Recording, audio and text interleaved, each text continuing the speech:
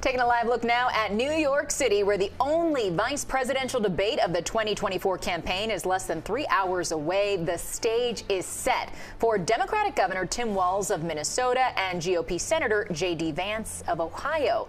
And with only 34 days until the election, all eyes will be on the debate stage tonight. CBS News Miami's Jim DeFede joins us now. And Jim, a lot going on in the world right now, a lot of material for these two candidates to talk about. What impact do you think this news from the Middle East will have on tonight's debate? I would imagine that there will be questions about it. There probably would have been questions regardless because, in terms of Israel and U.S. defense of Israel and its assistance.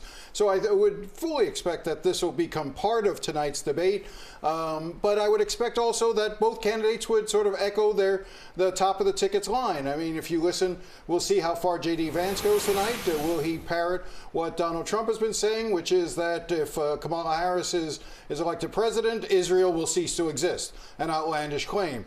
On the other side, Tim Walz will probably get pressed on what to do in terms of humanitarian aid, into Gaza and how to be there and be present and how to de-escalate things in the Middle East and whether or not that can be accomplished. So I would expect it to come up. I wouldn't expect a lot of, resolution to the issue, though. Obviously, these men won half of each of the competing tickets. So what can they do? What do they need to do to give their running mates a competitive edge? And really, what sort of an impact does a VP debate really have? Well, I was going to say, the biggest thing they can do is not screw up. Right. Okay. Not to become a distraction for this race.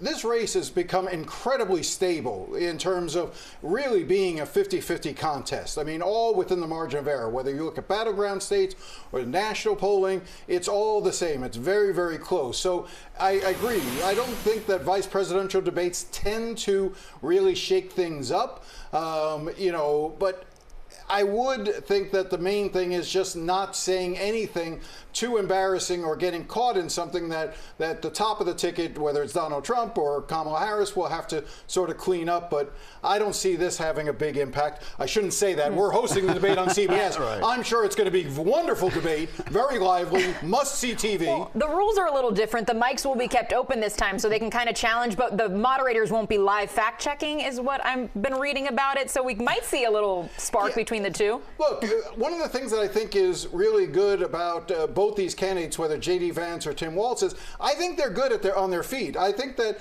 the best scenario should be where the moderators aren't fact-checking, where the candidates are sort of fact-checking each other. I think that leads to more spirited discussions, and that's the kind of debates that I think are most useful for the public to draw from. Well, we'll see if that happens tonight. Jim, thank you. We'll be talking to you later.